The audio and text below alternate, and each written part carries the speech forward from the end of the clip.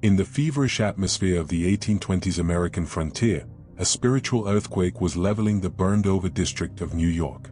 The epicenter was a lawyer-turned-preacher named Charles Finney, whose piercing blue eyes and logical prosecution of the sinner's conscience were legendary. But behind the thunder of the pulpit was a silent, subterranean force that few ever saw. Whenever Finney arrived in a town, he was preceded by a man who looked like a weathered farmer, his face etched with the lines of intense labor. This was Daniel Nash. While Finney was being greeted by local deacons, Nash was scouring the town for a different kind of lodging. He didn't want a soft bed or a seat at the dignitary's table, he wanted a closet. He would find a damp cellar, a dark room in a boarding house, or a secluded barn, and there he would retreat for weeks. Before we unlock the secret strategy of this spiritual scout, let us know where in the world you are watching from. This move of God started in a cellar, but its echoes reached the ends of the earth. Mark your location in the comments. The townspeople wouldn't see him. The crowds at the revival meetings wouldn't hear him, but they would feel him. Nash was the secret weapon, the man who understood that the atmosphere of a city must be cleared in the heavens before the message can be heard on the earth. He was the man who traded his visibility for God's invincibility. Daniel Nash's early life was a masterclass in religious mediocrity. For decades, he was a traditional professional minister in the backwoods of New York. He was a man of the book but not of the burning bush. He understood the mechanics of a sermon, the 3 points in a poem, but he lacked the unction, the divine weight, that makes words pierce the human heart. By the age of 48, Nash was a man on the verge of total spiritual and physical burnout. He had pastored several small, struggling churches, but they remained cold, stagnant, and indifferent. He was a man with a title but no territory in the spirit. He was a professional in a kingdom that only rewards the desperate. Then, God used a physical affliction to perform a radical spiritual surgery. In a turning point that the Ecclesia Chronicles considers one of the most significant arrests in history, Daniel Nash was struck by a severe, agonizing eye infection. He was rendered almost totally blind and was forced to live in a room with blackened windows for weeks. Deprived of his library, his sermon notes, and the ability to look upon the world, Nash was forced to look inward and upward. In that total darkness, the professional preacher died, and the intercessor was born. He began to realize that he had spent his life speaking about God without ever truly speaking with God.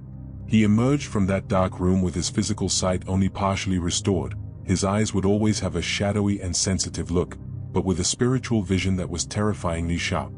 He resigned from his official duties, gave up his salary, and decided he would never again preach a word that hadn't been birthed in the secret place. He became Father Nash, not because of an ecclesiastical title, but because he began to father revivals through the birth pangs of prayer. In 1824, Daniel Nash encountered Charles Finney. Finney was young, aggressive, and highly controversial. While most of the religious establishment was trying to shut Finney down, Nash recognized in him the hammer of God.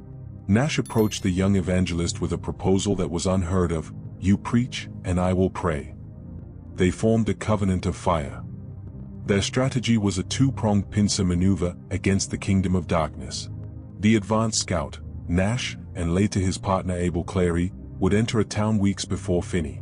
They would not visit the churches, they would visit the strongholds.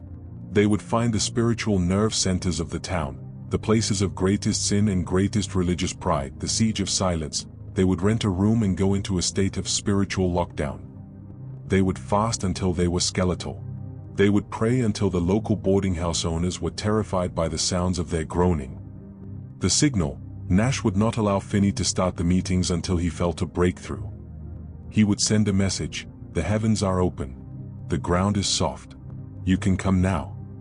Nash understood a law of the Ecclesia that few have mastered: public power is proportional to private concealment. He intentionally avoided the platform. He didn't want the people to look at the intercessor, he wanted them to look at their own sin. He was the underground root that made the public fruit possible. In the records of the New York revivals, we see that wherever Nash went, the conviction was sharp as a sword. Where Nash did not go, the meetings were merely intellectual. He was the atmospheric engineer of the Second Great Awakening. He proved that the most important work of the church doesn't happen in the light of the pulpit, but in the shadows of the cellar. Father Nash did not view prayer as a psychological exercise, a list of petitions, or a religious duty. He viewed it as high-stakes spiritual warfare. He entered the burned-over district, a region of New York so saturated with religious emotion it had grown cynical and fireproof, not with better arguments, but with a deeper groan. Nash's methodology was rooted in Romans 8 verse 26. The Spirit Himself intercedes for us through wordless groans. He believed that every town was under a spiritual canopy of darkness, strongholds of atheism, Freemasonry, or dead traditionalism, that acted as a brass ceiling to the gospel. To break this ceiling, Nash would engage in what he called travailing prayer. He would enter a state of physical and spiritual labor that mimicked childbirth. He would often be found in a room with the temperature near freezing, yet his shirt would be soaked through with sweat. This was not a performance, it was the result of a human nervous system being used as a conductor for the grief of God over a lost city. One of the most meticulously documented cases in the Ecclesia Chronicles occurred in the town of Gouverneur, New York. The town was notoriously hard, the church was cold, and the local scoffers were bold. Nash and his partner, Abel Clary, arrived and took up residence in a local boarding house. For 3 days, they did not emerge for meals. The landlord became increasingly unsettled. He reported to neighbors that a strange and terrible noise was coming from their room. He described it not as singing or preaching, but as the stifled, agonizing groans of men being crushed. Driven by fear, the landlord eventually opened the door to find Nash and Clary face down on the bare floor. They had been in that position for hours, their bodies trembling under the weight of a burden they could not explain to a natural mind. Nash looked up at the landlord, his eyes red from weeping, and said, "I feel the weight of this town's rebellion like a mountain on my chest. I cannot get up until the mountain moves." This was identificational repentance. They were feeling the judgment due to the town so that the town might receive the mercy due to Christ. Nash lived for the release, the moment the spiritual mountain moved. On the 4th day in Gouverneur, the groaning stopped. Nash emerged from the room with a terrifying peace on his face. He sent word to Finney, "The atmosphere is clear. The resistance is broken. You can come now." When Finney finally stood in the pulpit of the local church, the results were instantaneous. He didn't have to warm up the crowd. He hadn't even finished his first point when a wave of supernatural conviction hit the room. Hardened men who had vowed to disrupt the meeting were suddenly unable to stand. They slid from their pews to the floor, crying out for mercy. Finney himself noted that it felt as if the very air in the room was charged with the presence of God. This charge was the residue of the 8-hour altar Nash had built in the cellar. The preaching was merely the harvesting of a crop that had been watered by the tears of the secret place. Nash taught a doctrine of sensitive discernment. He believed the spirit of prayer was a distinct gift that could be lost if not treated with reverence. He warned Finney, "If we lose the spirit of prayer, the work will immediately cease." He believed that one unholy or light conversation could grieve the Spirit and cause the intercessory fire to go out. He lived in a state of hypervigilance. If he felt the burden lift prematurely, he would go back into hiding. He refused to let Finney rely on his own eloquence. He was the spiritual regulator of the movement. He proved that the preacher is the harvester, but the intercessor is the irrigator who ensures the ground is never too hard for the seed. The expanded archives reveal that this level of intercession was physically destructive. Nash was often so exhausted after a campaign that he appeared to have aged years in a matter of weeks. His agony was not a metaphor, it was a physical labor that drained his vitality. He was dying daily so that the people of New York could truly live. He understood that nothing is born without birth pangs. He took the blows of the demonic resistance in the cellar so that the crowds in the church would only feel the blows of the Holy Spirit's conviction. He was the ultimate example of the grain of wheat that must fall into the ground and die alone in the dark to produce the harvest. The fire that Daniel Nash and Charles Finney ignited across the New York frontier did not just burn through bars and brothels, it scorched the sensibilities of the religious elite. To the settled, academic clergy of New England and the prestigious halls of Princeton, the new measures, specifically the travailing prayer of Father Nash, represented a dangerous, unrefined fanaticism that threatened the decency and order of the church. The opposition was led by giants such as Lyman Beecher and Asahel Nettleton. They viewed Nash's groaning in cellars as a form of religious insanity. They believed revival should be a dignified, orderly affair of the intellect and systematic theology.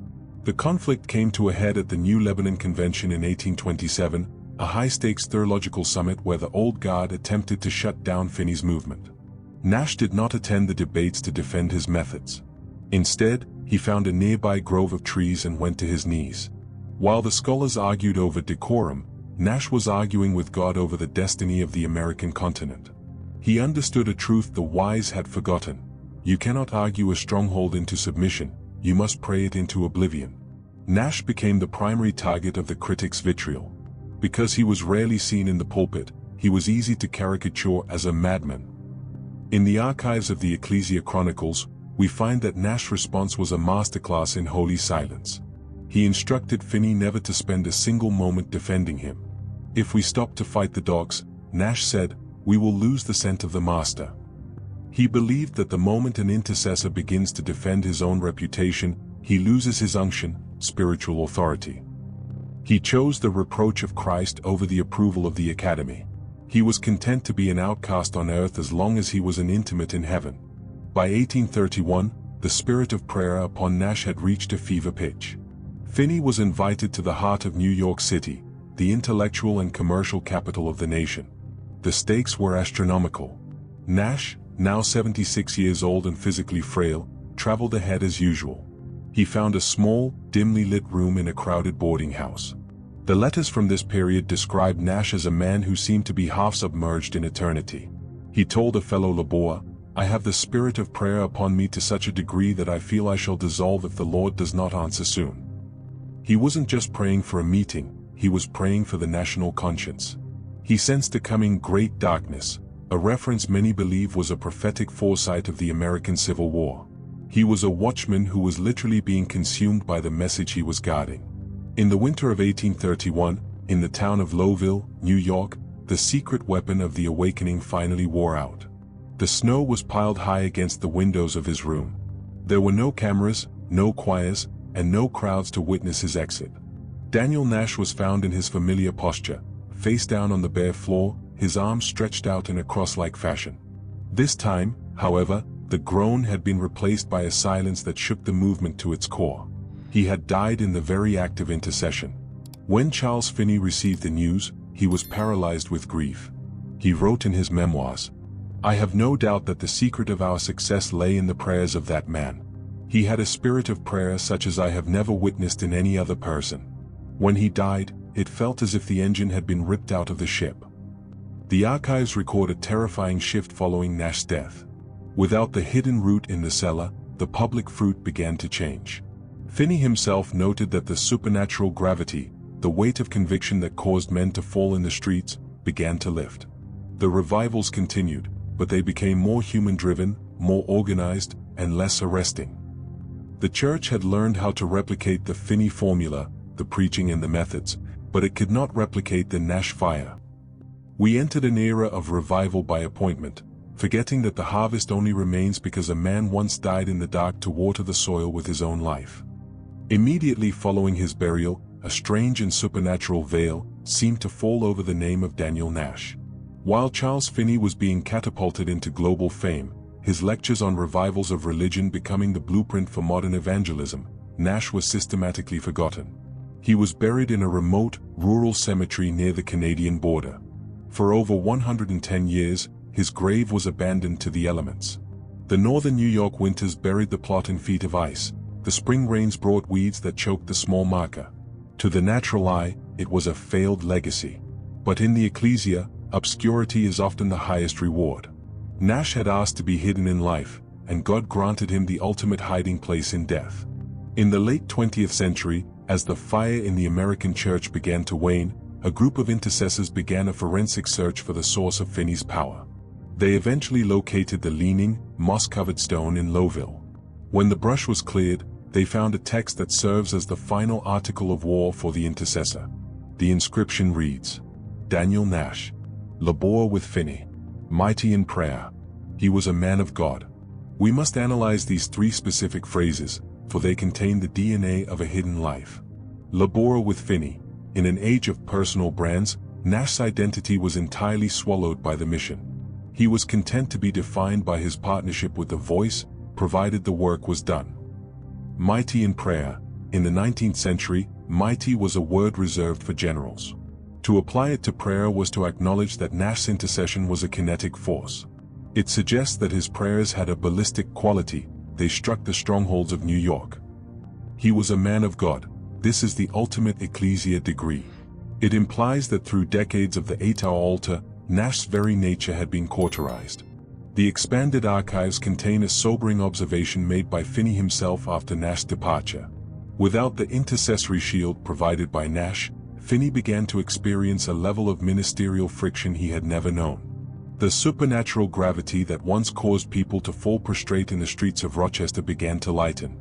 The vacuum left by Nash proved that the voice, Finney, was merely the delivery system, but the engine, Nash, was the power source. When the engine was removed, the ship continued to drift on momentum for a season, but the thrust was gone. The archives of the Ecclesia Chronicles record a sobering spiritual decline that followed Nash's death. The church quickly learned how to replicate Finney's methods, the anxious bench and the logical appeals, but they found it impossible to replicate Nash's agony. This created a Nash vacuum that persists today. We have entered an age of revival by appointment, where we believe that if we hire the right speaker and the right band, God is obligated to show up. We have forgotten that the fire is a presence that must be birthed in the dark. Daniel Nash's life serves as the ultimate biological lesson for the Ecclesia. In nature, the health and fruit-bearing capacity of a tree are determined entirely by a root system that no one ever sees. Nash was the root. He established the 3 unbreakable laws of intercessory architecture.